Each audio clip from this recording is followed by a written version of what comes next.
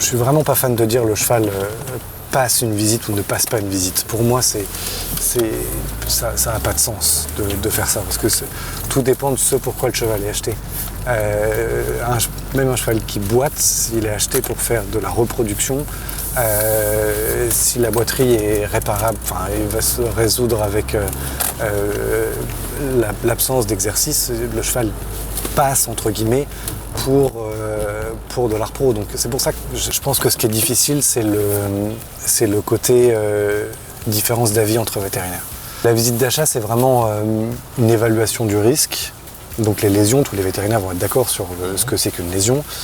L'évaluation du risque associé à cette lésion, la vie diffère entre vétérinaires et c'est normal et c'est très bien. Et c'est ça qui est un petit peu difficile à comprendre pour les acheteurs comme pour les vendeurs. Comment est-ce que deux lésions identiques peuvent avoir des évaluations du risque différentes sur deux vétérinaires différents. Nous, on essaye d'être vraiment lissé au sein du groupe. On relie toutes les imageries à deux vétérinaires et on accorde nos violons pour être sûr que un fragment à l'arrière d'un boulet sur un cheval de course de 3 ans, ça soit un risque faible pour tout le monde. La visite d'achat qu'on fait maintenant, c'est pour quelqu'un qui achète sur le long terme. Donc on est sur un 4 ans, sur un cheval d'obstacle, on est en début d'année de 4 ans. L'objectif, c'est vraiment de garder le cheval sur le long terme, mais on sait qu'on a des breaks réguliers qui sont possibles. Et si le cheval a besoin de repos à un moment dans sa carrière, il pourra avoir du repos.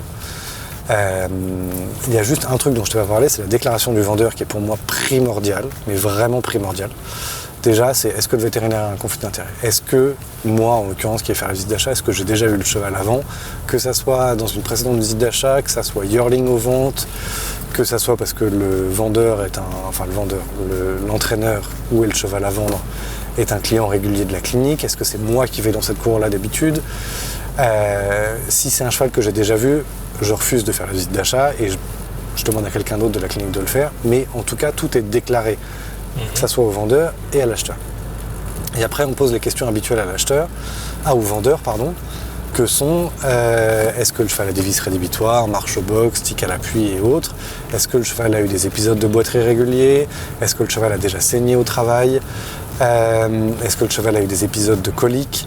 Tout ce qui te permet de connaître le cheval. Et voilà, ça rentrera ensuite en considération dans l'évaluation du risque et la discussion qu'on aura avec l'acheteur. Visite d'achat. Alors comment ça se passe ou comment ça va se passer? Alors donc c'est sur un cheval de course, un cheval d'obstacle en l'occurrence. Donc on va commencer par faire l'examen clinique. On va regarder le cheval au pas, au trot, faire le test de flexion, enfin l'examen clinique quoi. Ensuite on va faire de l'imagerie, échographie, radiographie, vidéoscopie des voies supérieures. Demain matin on ira écouter le cheval à la piste, donc le regarder au travail et de l'écouter à la piste. Et on fera un dernier examen clinique demain en fin de matinée, une fois qu'il sera rentré de la piste. Et une fois qu'on a fait tout ça, on va évaluer, on va examiner chaque morceau d'imagerie, chaque part de notre examen clinique, et on va évaluer le risque lié aux potentielles lésions qu'on aura trouvées. Une fois qu'on a évalué les risques liés à ces lésions-là, on va parler avec l'acheteur et voir ce qu'il veut faire avec.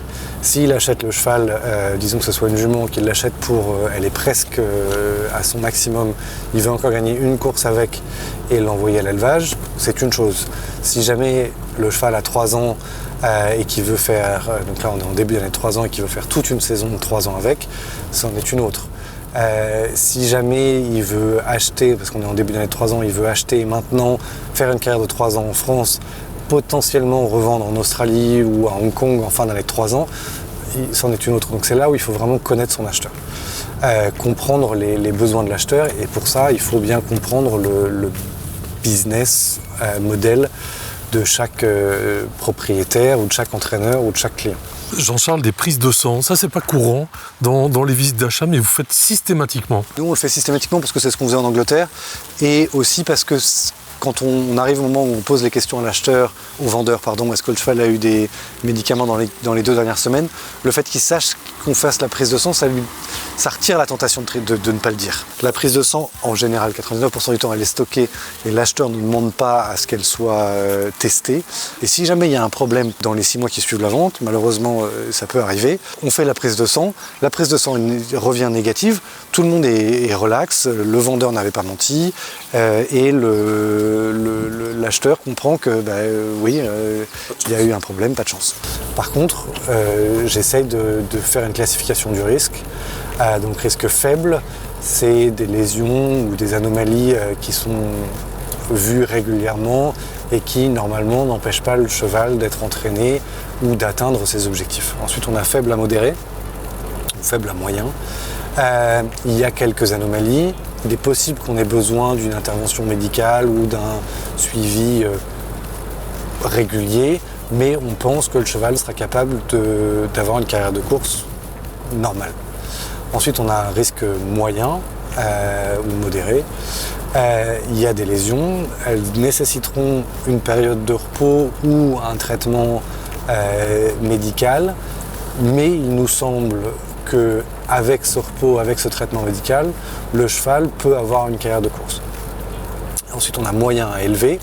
On est certain qu'il va y avoir besoin de repos ou de traitement médical, en général les deux.